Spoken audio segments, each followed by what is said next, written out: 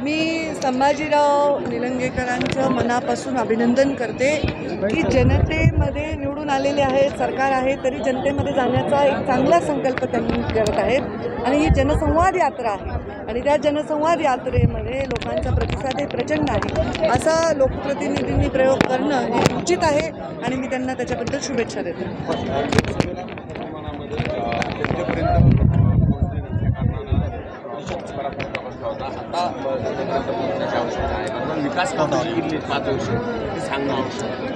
विकास कामं खूप केलेली आहेत.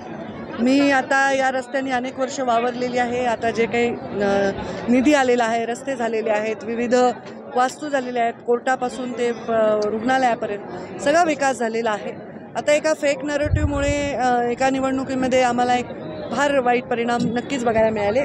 तर तो विषय मागे टाकून आम्ही आता विधानसभेच्या विजयाच्या दृष्टीने प्लॅनिंग करत आहोत आणि अशाच संभाजीरावांसारखे एक एक नेता हे असं एक एक गड सांभाळला आणि अजून आपल्याही बाहेर जाऊन गडाच्या बाहेर जाऊनही काम केलं तर खूप छान आम्हाला रिझल्ट मिळेल.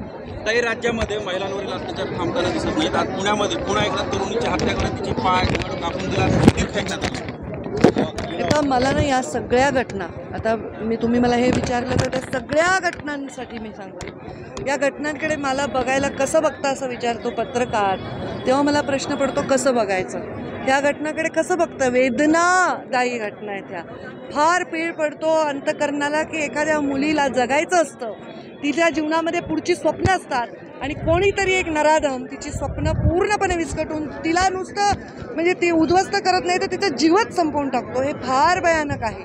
या विषयावर कुठेही राजकीय भूमिका व्यक्त करणं हे मला वाटतं चुकीचं आहे आणि त्यामुळे या भूमिकेमध्ये मी एवढंच सांगेन की अशा नराधमांना जे यांचा जीवन जगण्याचा अधिकार पूर्णपणे हिरावून घेत आहेत त्यांना असं चौकामध्ये आणून त्यांना शिक्षा दिली पाहिजे आणि या बिचाऱ्या चिमुकल्या लहान मुली, त्यांना अजून माहितीही नाही की त्या मुली आहेत, स्त्रिया आहेत, अशा मुलींवर अत्याचार होत आहेत, त्यांना शिक्षा मिळाली पाहिजे असं मला वाटतं आणि मला वाटतं की आता फास्ट ट्रॅक कोर्टामध्ये बरेचसे विषय हाताळून त्या लोकांवर कारवाई होईल असा विश्वास आहे.